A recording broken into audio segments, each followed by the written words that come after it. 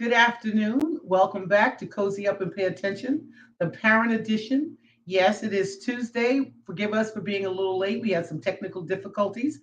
Technology will do that when you least expect it or when you do.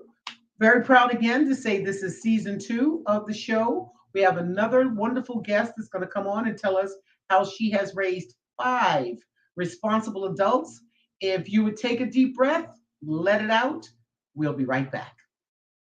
Cozy Stone is a multi-talented comedian extraordinaire who has a real lust for life. She also combines humor and motivation, where she is known as a humorvational speaker. Her youthful ways and positive light make her a beacon for those of all ages. Cozy has lived a remarkable life that has paved the way for so many. She had the longest running open mic venue of 11 years at Tommy Rockers in Vegas, called Cozy's Comedy Corner, through which she introduced many up-and-coming comedians. Before going into comedy, she was one of the first female personal trainers and one of the top fitness trainers in the world. She has trained many greats such as Billie Jean King, Roberta Flack, Andrew Young, Ed Bradley, CCH Pounder, Al Pacino, and Earl Monroe. As a former competitive bodybuilder, she also owned a bodybuilding gym for women over 40 in Los Angeles for several years. She has worked in top positions for HBO, Playboy, and Tony Robbins. She also enjoys volunteer work, dedicating time to the New York Foundling Hospital and babies with AIDS. Cozy Stone has a message that shouldn't be missed. Please bring me my guest, Miss Vershandell. Good afternoon, madam. How are you? Good afternoon. I'm okay. Well, good. Before we get started, and again, folks, this is another parent who, through sacrifice and love, has raised five children. She'll tell us about in a moment. What I'd like to say to the audience every week is we know the parenting does not come in a manual on best practices for each and every child. Five kids, each kid is different. There is no such thing as a perfect parent. I'm sure some of you would like to think you are, but we know it takes work. And most importantly, this show has nothing to do with parent shaming. If anything, we'd like to add to the quality of those of you who may need some hints of help in how to raise, discipline your child so you get better from them. So we're going to get right into the program because I want to be respectful of your time as well. Tell me, please, where were your parents, Vershandell?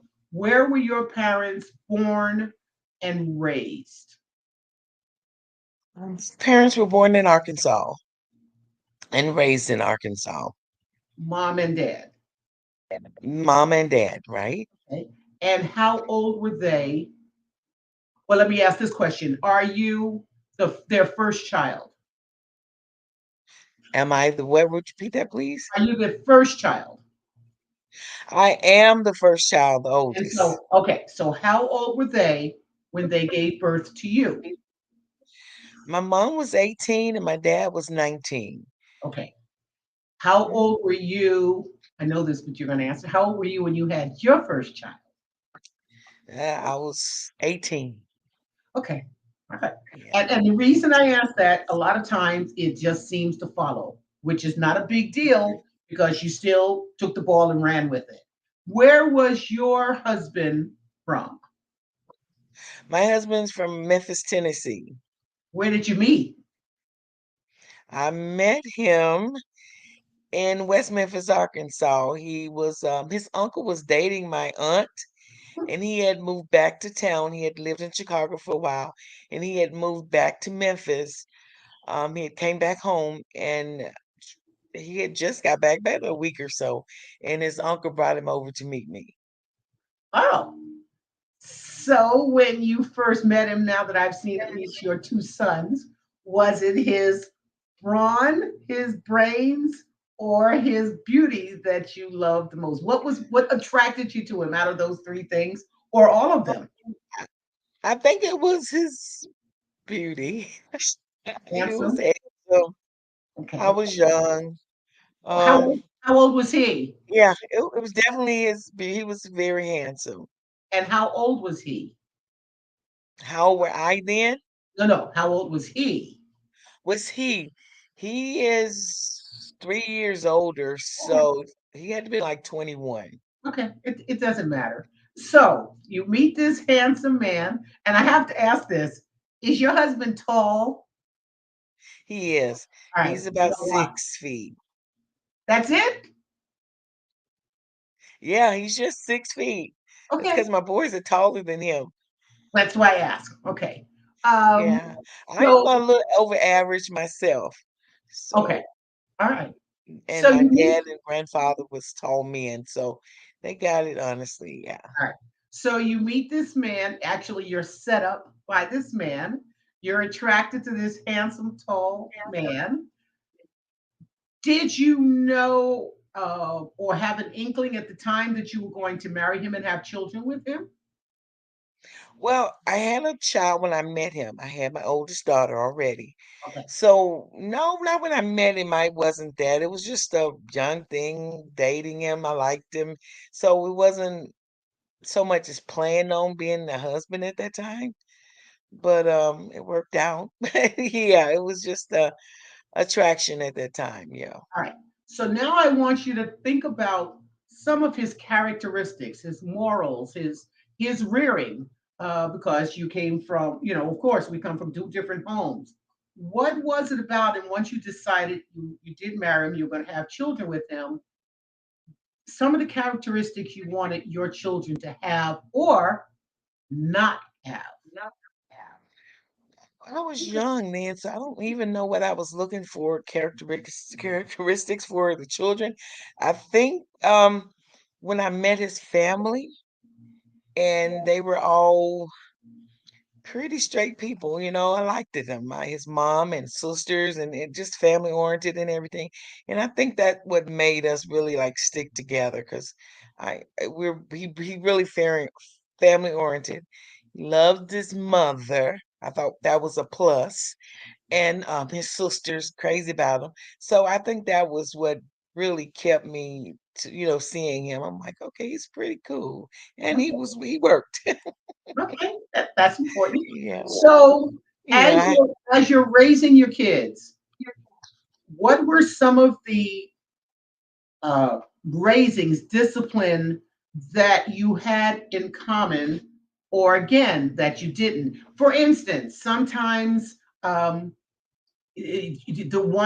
one parent is into discipline, the other parent doesn't like discipline. One parent believes in. I have a friend does not want his daughters to wash dishes because they're Mexican. Don't ask. But he does not allow his daughters to wash dishes. That's okay. That's his children. Mhm.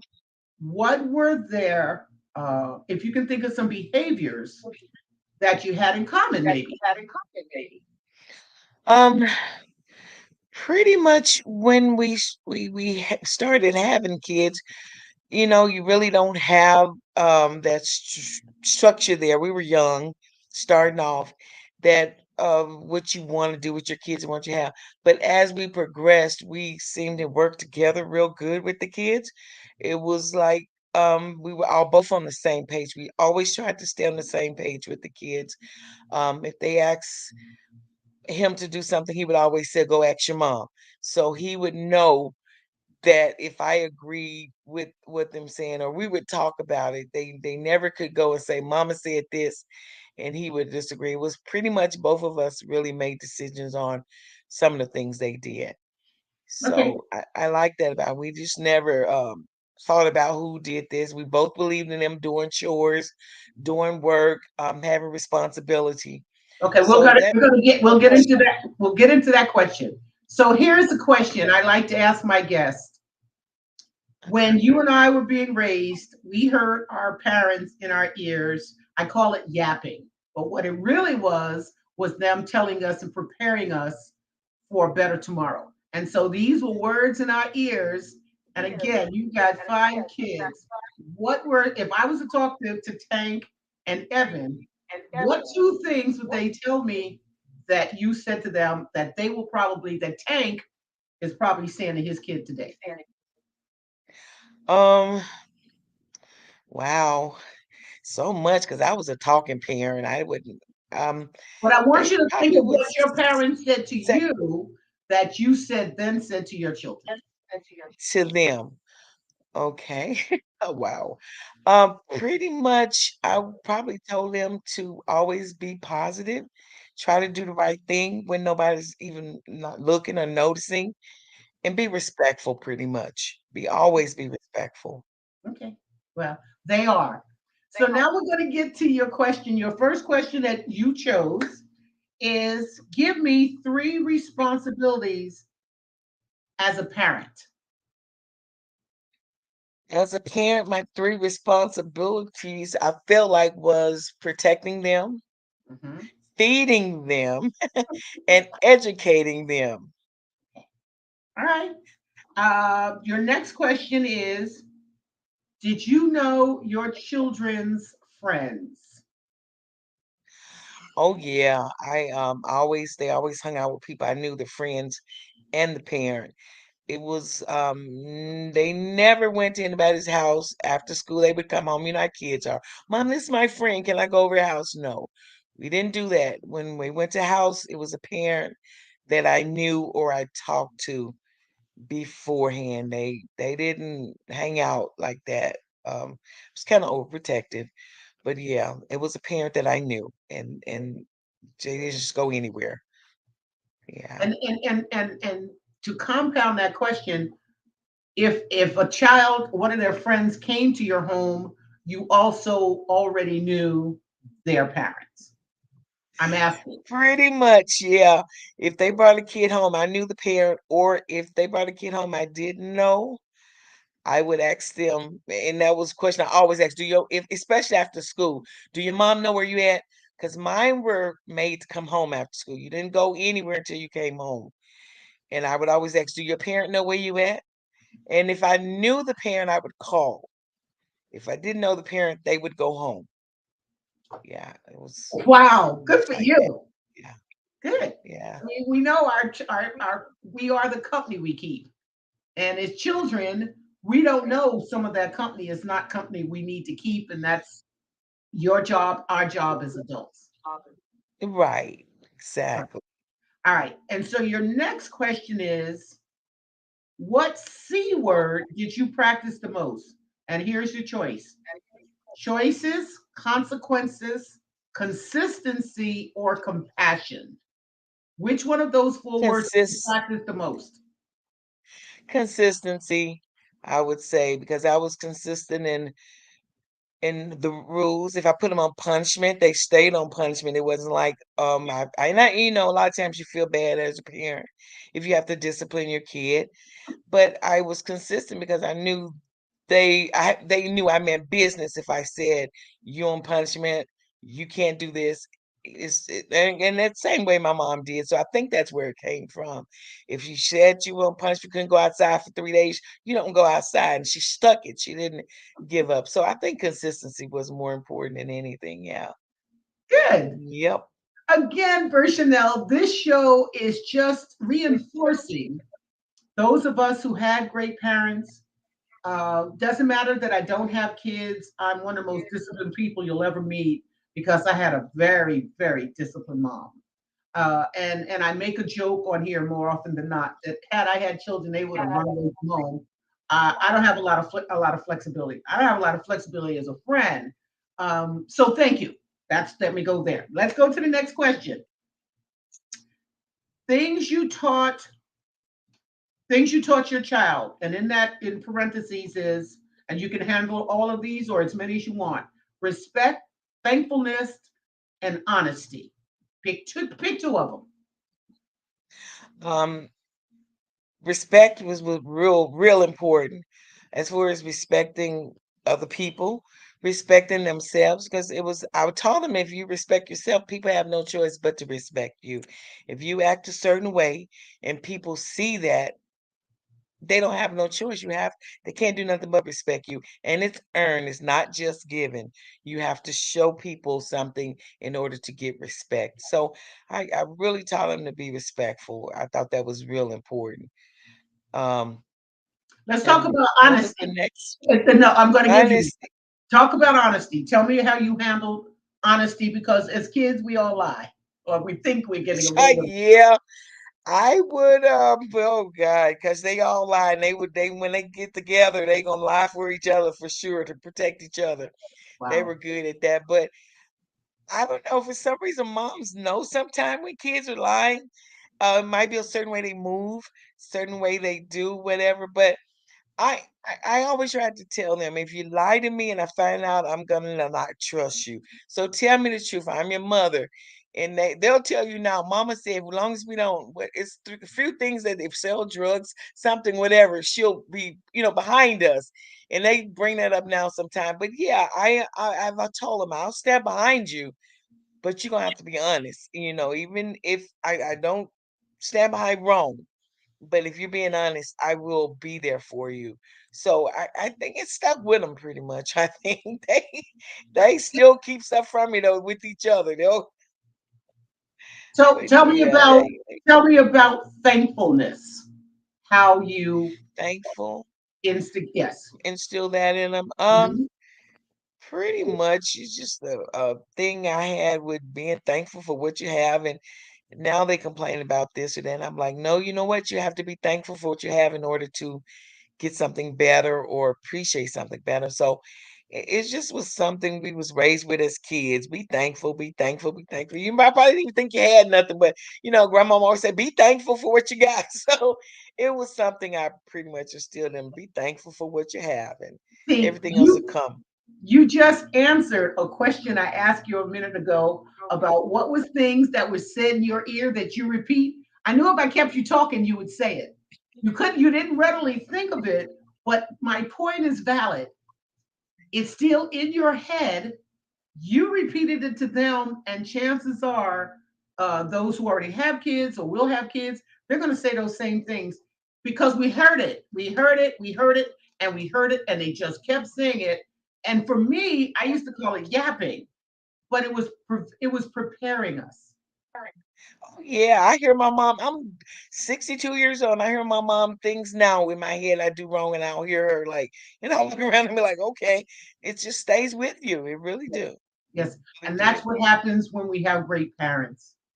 As much as we thought they were a nag and they were in our ear, they were in our hearts, right? It was for the best. That's Yeah, right. it was for So the your best, for next sure. question is,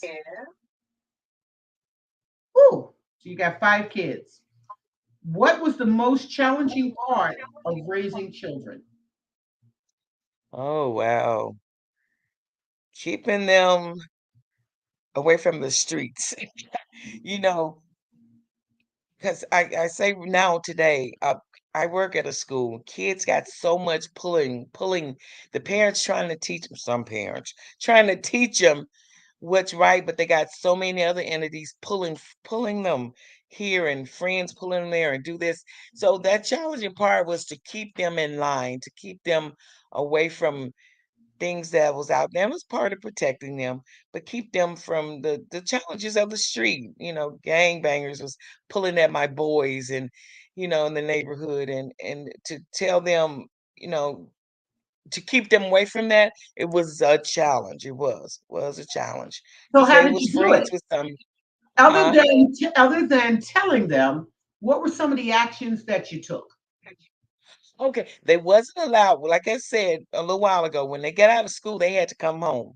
They wasn't allowed to go just hang. If they left home, they had a destination. It was at a friend's house, a function or something. They wasn't allowed to just be gone, and I didn't know where they were.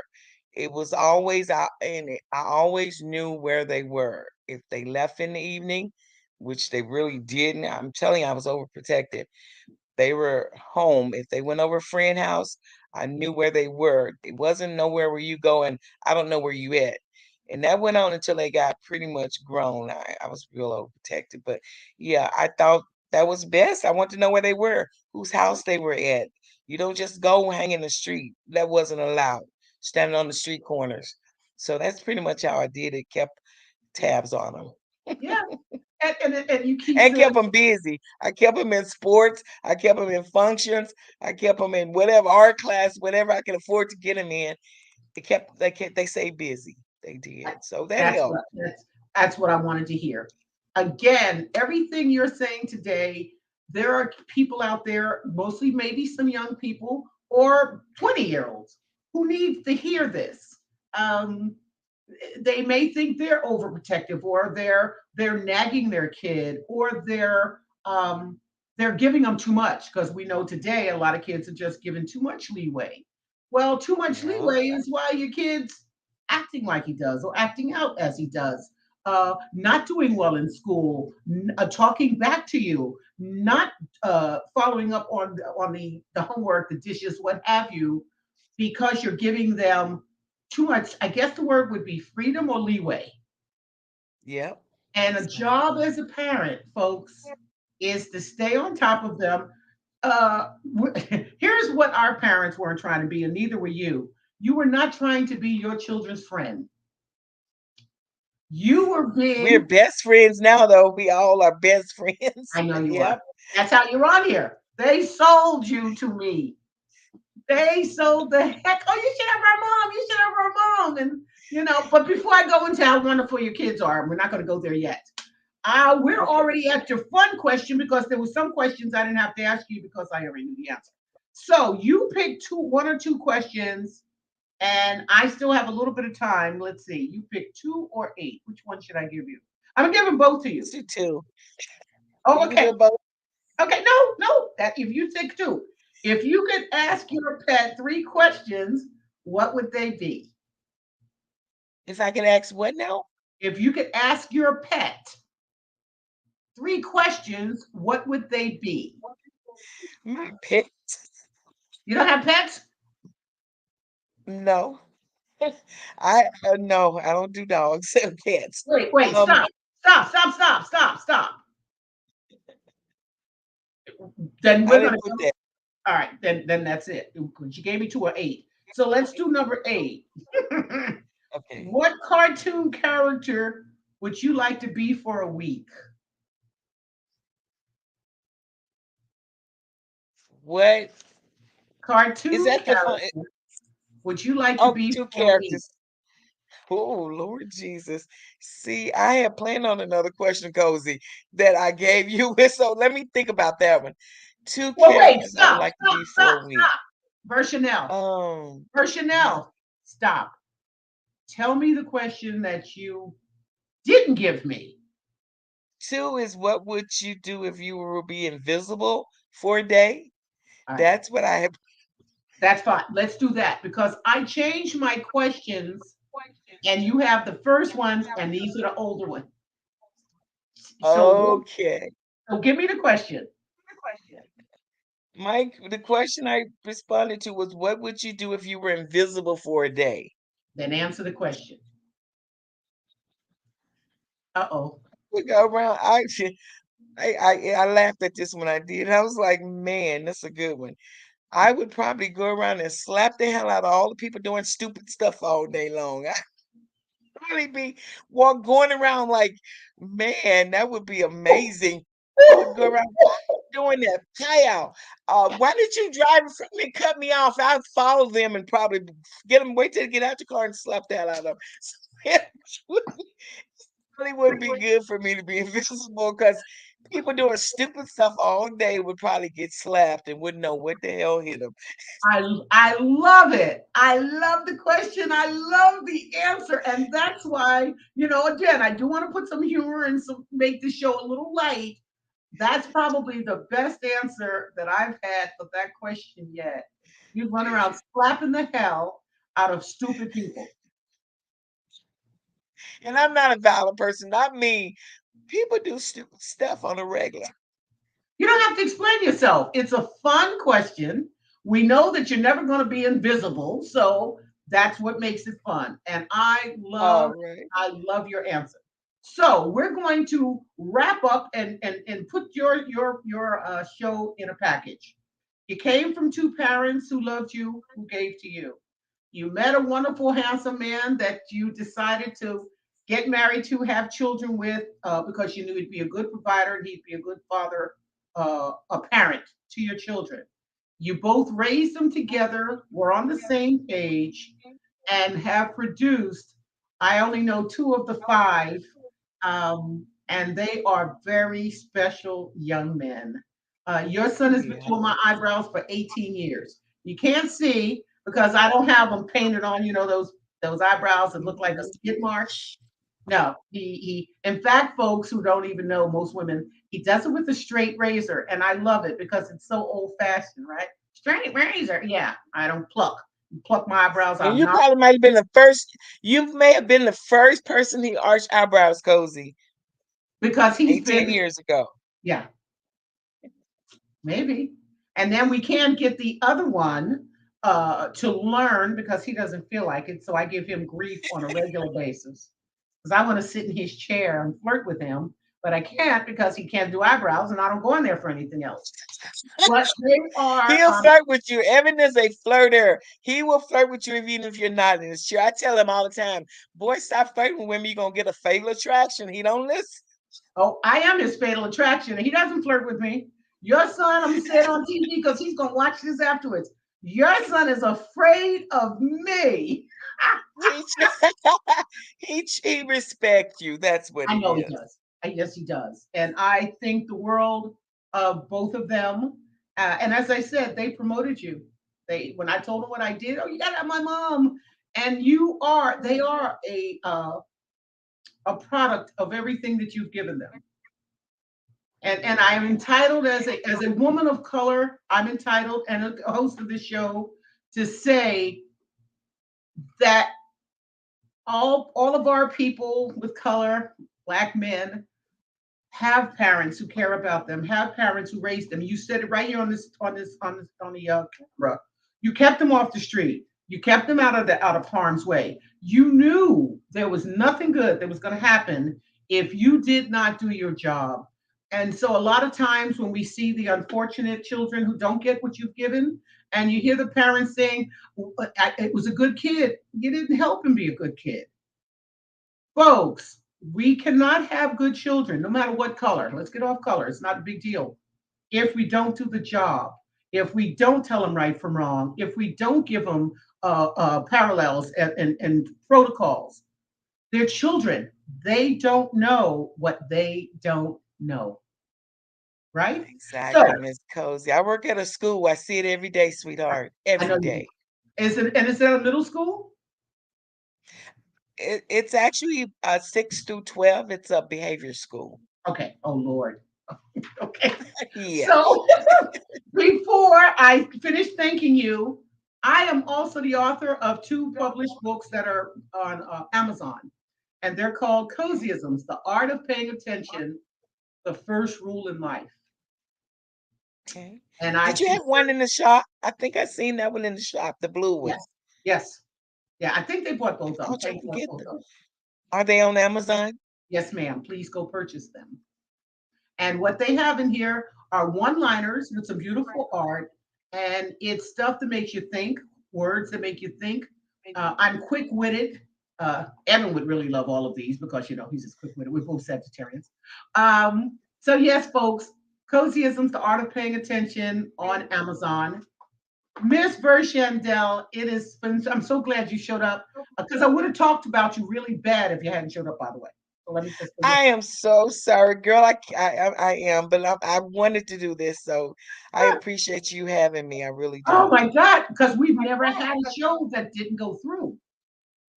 So I was I gonna love interview, it. I wish you. I was gonna interview I myself if wish you you did. all the. I wish you the best, girl. Thank you. I really do. Thank you. And if you have some other parents that you think would do well on here or would like to get on here and celebrate and promote their parenting, please give them my name and number. And anyone out there listening and watching, you can email me at cozyupandpayattention@gmail.com. This show will be shown on Cozy Up and Pay Attention on YouTube forever. And in conclusion, I'd like to say, with all that's been said and done today, the sharing that we have done, folks, sometimes in life, when you know better, you do better. Thank you, ma'am. And thank you for those two wonderful, handsome sons of yours. Can I You're just say, welcome, sweetheart. Thank can you. I just sigh real high to Evan's gonna love that.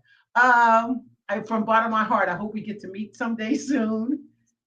Folks who are watching, thank you again. Tell your friends, share our program, and I will be back, God allowing, next Tuesday. You have a great evening. You too, sweetheart. Have a good evening. Bye Thank bye.